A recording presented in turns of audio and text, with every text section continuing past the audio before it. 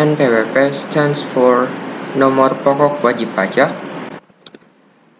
Definitions of NPWP is a number given to the taxpayer as identification or identity for each taxpayer in exercising his or her rights and obligations in the fields of taxation.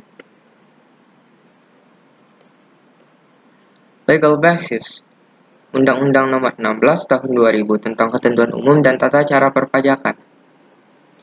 Functions of NPWP as a means of tax administration, as a taxpayer's identity, maintain orderliness in tax payments and control tax administration. Deletions of NPWP.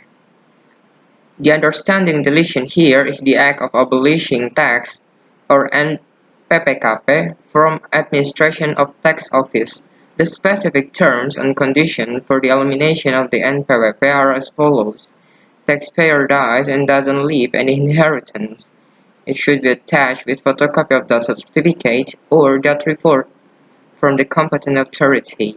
A woman who is not married with an agreement to separate property and income must have a marriage certificate or marriage certificate from the civil registry. Inheritance that hasn't been divided as a tax subject. If it has been distributed, there must be a certificate of completion of the distribution of the inheritance.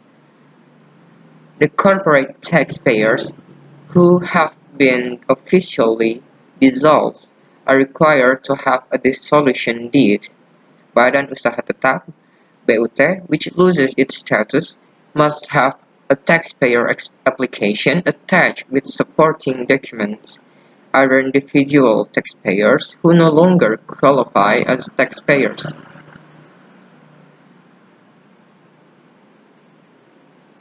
Particular notes of NPWP. First, taxpayers who earn less than non-taxable income or PTKP are not obliged to own NPWP.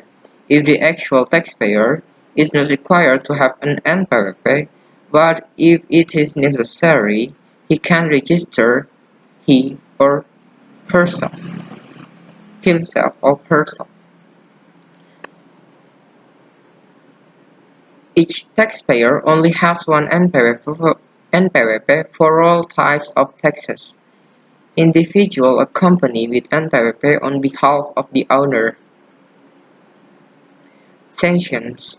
As stipulated in Article 39 of Law Number 30, Year 2000, concerning the Second Amendment to the Law Number Years to the Law Number 6, Year 1983, concerning general provisions and tax procedures, that taxpayers do not intentionally register themselves for abuse or use without the right of the NPWP or PPKP, so that it may cause losses to the state income, punishable by a maximum imprisonment of 6 years and a maximum fine of 4 times the amount of unpaid or underpaid taxes. The punishment shall be multiplied twice if a person commits another crime in the taxation field before 1 year has passed from the completion of serving the imprisoned sentence.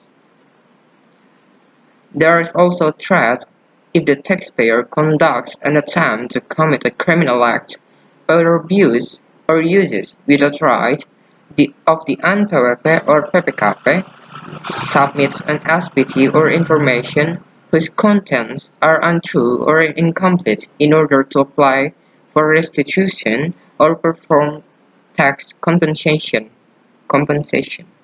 The threat is the form of imprisonment for a maximum of 2 years and a maximum fine of 4 times the amount of restitution requested and or compensation made by the taxpayer.